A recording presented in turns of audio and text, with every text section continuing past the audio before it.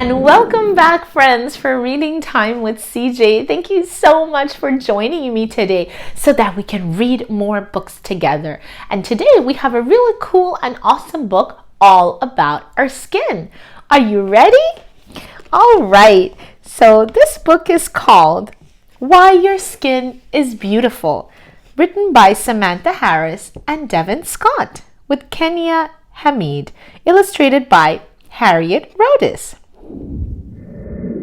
I really hope the doctor is able to help me feel less itchy, Millie says. Millie, Suzie, and Mommy are sitting in the waiting room of the doctor's office. Millie's arms have been really itchy lately, and now she has a rash. Mommy decided to bring Millie to Dr. Stewart to see if she could help. Me too, says Suzie. Millie, Dr. Stewart is ready to see you now, the nurse says. Millie, Suzie, and Mommy walk into Dr. Stewart's office. Dr. Stewart is already in the room and waiting to greet them. Hello, nice to meet you. My name is Dr. Stewart. Can you tell me your names? My name is Suzie. This is my big sister Millie and her mommy. Millie's arms are very itchy. Can you fix them? Nice to meet you, Suzie and Millie. Dr. Stewart says, Millie, I am sorry to hear that your arms have been bothering you. Why don't you sit on the table so that I can take a look at them? Mommy picks Millie up and places her on the table. Dr. Stewart takes a look at Millie's arms. She realizes why Millie has been itchy and knows a way that she can help her. Well, Millie, it seems as though you have eczema. Eczema is when the skin gets irritated and then becomes itchy. I'm going to give your mommy a special cream. That should help this get better. Thank you so much, Dr. Stewart. Mommy says you are such a great dermatologist. What is a dermatologist? Suzie asks. A dermatologist is a doctor that helps people with different problems that they have with their skin. I also teach children about different ways that they can protect their skin, like making sure to put on sunscreen when they go to the beach. Our skin does a great job of protecting us. The skin is the biggest organ that we have, and it is responsible for covering all of the other organs in our body. The skin is made of two layers, the dermis and the epidermis. But what is skin made of, and why does it come in so many different colors? Suzie asks. Great question, Suzie. Our skin is made up of many tiny building blocks that we cannot see. These building blocks are called cells. Skin cells make a product called melanin. Some people's cells make more melanin than others. But it is important to remember that all skin is the same no matter what color it is, says Dr. Stewart. Dr. Stewart is right, girls. All skin is the same no matter the color, Mommy says. Some people do not think that all skin is the same. They treat people differently and unfairly because of the color of their skin.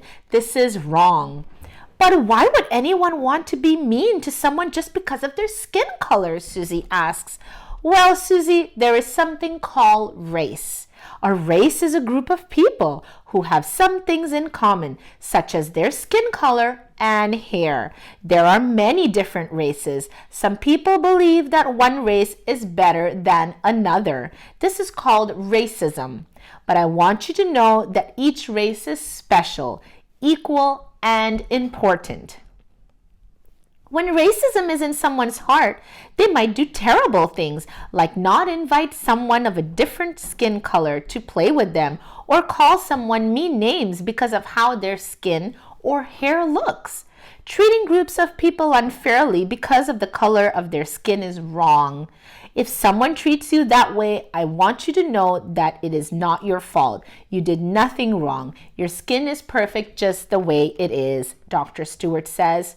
What Dr. Stewart is saying is very important. Although racism has been around in our country for over 100 years, it is not something that we are born with. Some kids are taught racism from grown-ups, while others learn racism through what they see in everyday life.